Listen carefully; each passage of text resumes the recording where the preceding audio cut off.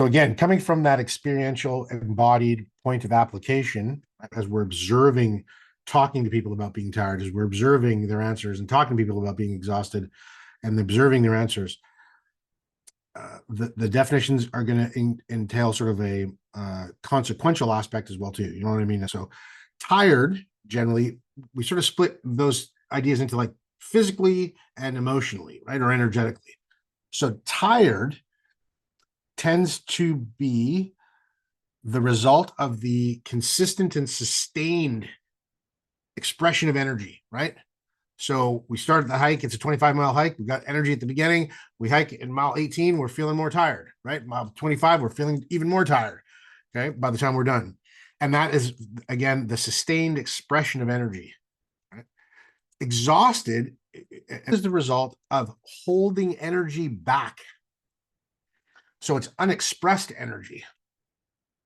Right? It's energy that we don't actually express. And yes, we could read a state of exhaustion from an overly prolonged, sustained expression of energy, right? Where we just have energy and then we just like express all of it and then we're just like, oh God, I got nothing left. So I love that definition.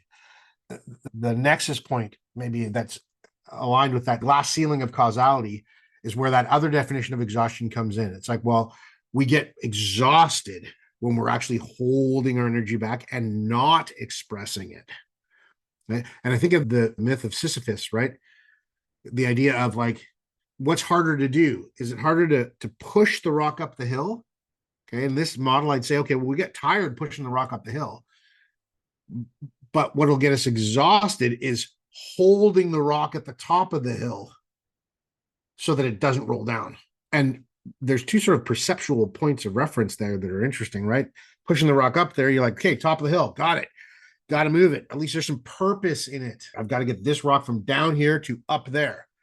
Push it up there and I get it up there, right?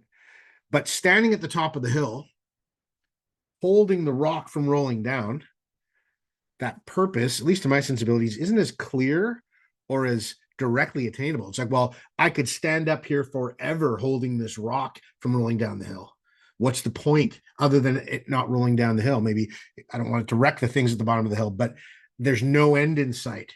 Whereas with at least rolling the rock up the hill, okay, I've got a purpose, a target. I can align my energy towards accomplishing that purpose. Yeah, in the myth, he gets it up to the top, and then it rolls back down. That's another aspect. But that example, I think, at least to me, and I hope it does for you, clarifies why we might venture into the territory of differentiating tired from exhausted in that manner. So tired is sustained expression of energy. Exhausted is the result of holding energy back and not expressing it. And that state of collapse that can result. I'm curious to see how it lands with you that, oh, maybe that's a place where we could collapse from too. Not just I've expressed all, I've got nothing left, but like, oh my God, I'm holding back an energy and it feels less and less and less purposeful to the point where I'm just going to like let the rock go.